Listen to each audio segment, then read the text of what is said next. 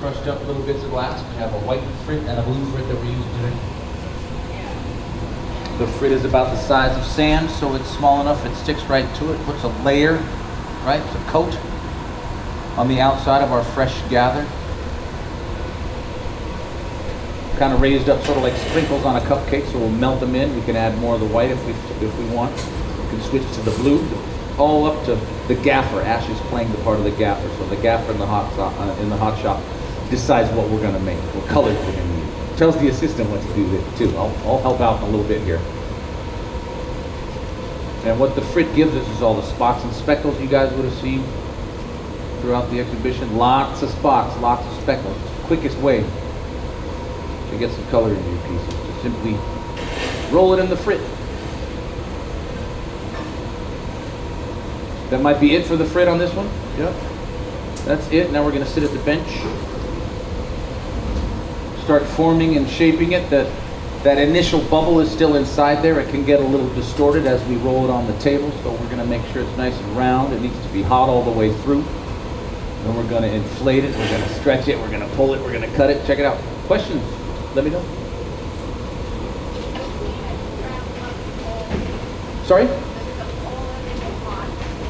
Rarely does it get hot past that point. So if Ash takes their hand and puts it there right now, they're gonna lose their skin. You gotta do it right. You know, if you heat it too deep in there, it's gonna get too hot too far back to ever turn it. So you gotta be careful, but most people figure that part out pretty straight away. For self-preservation purposes. So inflate it, shape it up, form it on that table. The next move will be to get it hot again, sit at the bench, and we make these pieces sideways at the bench. So the tip of the bubble is the bottom of the piece.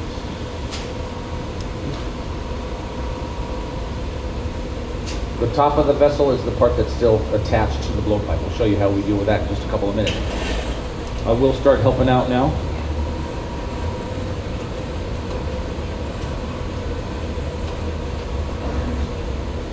Or you get glass this hot,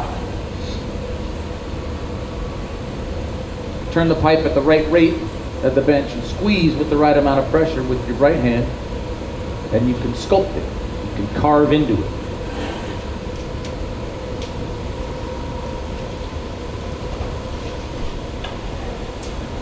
Using the thumb and the forefinger and that seemingly magical non-flammable pad, that's the newspaper. We fold it up, soaked in water.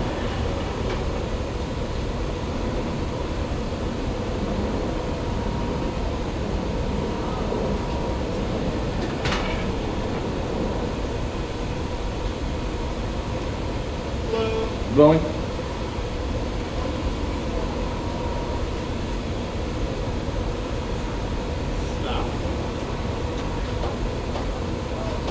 So this was sort of a sleight of hand move right now. We cinch the bubble down right in the center. So it's kind of this sort of figure eight look, and it was hot enough that we pushed it together and the two sides touched. And that little ring is what happens. That's what you get when you do that. That's crazy what just happened. Happened really fast.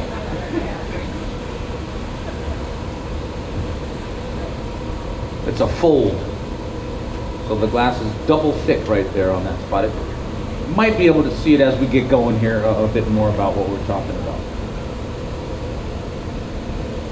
And now we're just going to go back and forth between the furnace and the bench. Working the shape as long as we did it right. That little ring that's in there is going to stick around. It's just a little design element, detail.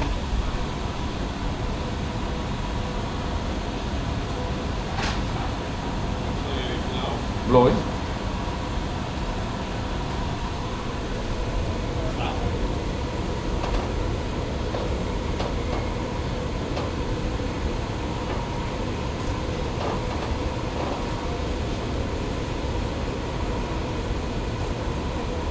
And whenever you manipulate the material like this, it's going to change the optics.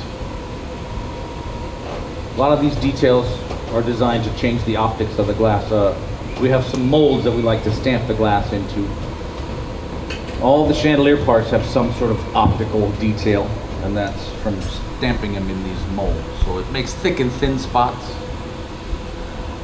separates the color, doubles up on the color sometimes too, so yeah, kind of cool.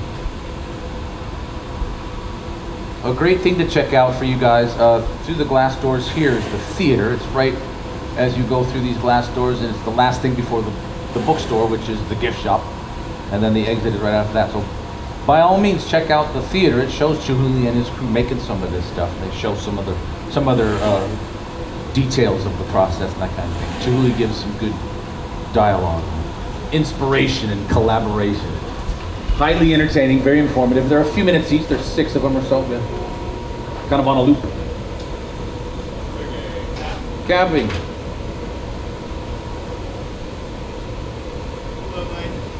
Blowing. Stopping. Ready. Okay, so the bottom's done. It's flat, has a way to sit on the table now. I'm gonna take a little gather of clear glass on the end of this solid steel rod, and I'll bring it over to Ash, and we're going to attach this to the bottom of the piece and then break it off of the blowpipe, right? That will effectively flip it around so we can finish off our shape. No way to heat the top of it now while it's still connected to the blowpipe. So while it's not generally a term we like to use around here, we need to break it off of the blowpipe.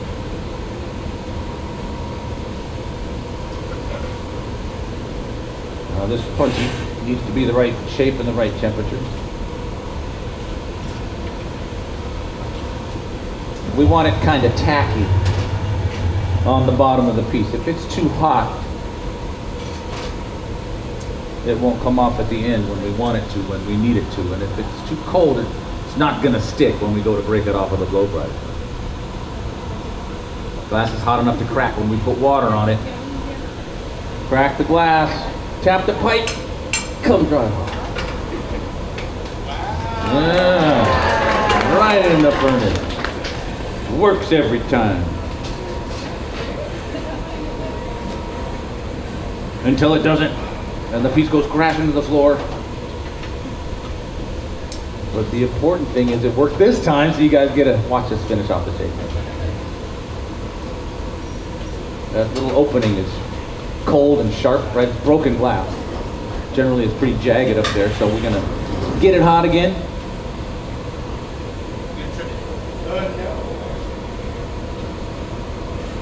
If it breaks off real nice, we can just sort of tool it ever so gently and finely, finishing off the shape depending on the shape that Ash is going for.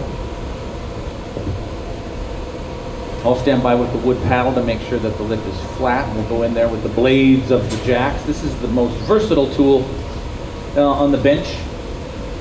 We used it to incise those lines. Now we're going to use it in a completely different way. We'll go on the inside and open the piece up. Yeah. I'll put some beeswax on the blades of the jacks. If they're too cold or not waxy enough, then we run the risk of having them scratching up the glass. So, inflating it, the puffing tool.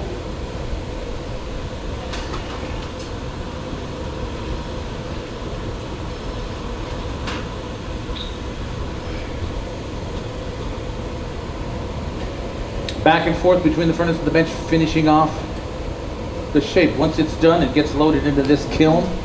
This is our annealing oven. It's sitting at 950 Fahrenheit. Everything we make gets loaded in there at about that temperature. And the last thing we do before we leave for the day will be to make sure that oven runs its program of cooling everything down slowly overnight, right? If glass cools down too quickly, it's not stable. Chances are it's going to break.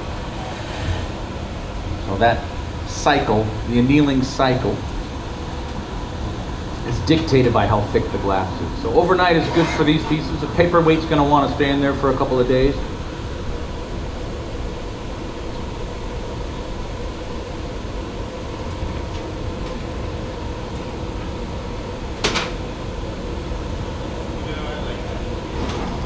And there it is. I like it. What do you guys think?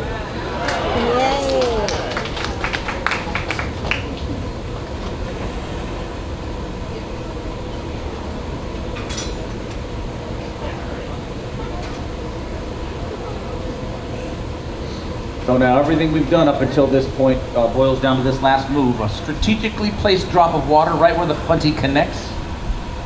to the bottom of the piece, makes tiny little crackly bits. And as long as we did everything right, it should pop right off.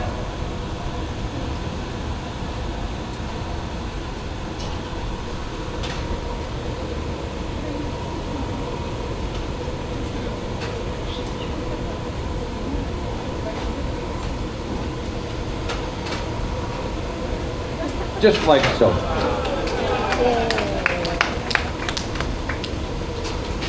So this is the community hot shop. We like to stamp our initials into the bottom of everything we make. We get the glass hot enough to stamp CHS with our little brass stamp. That way everybody knows it was made right here on the stage in front of a live audience. Into the kiln it goes.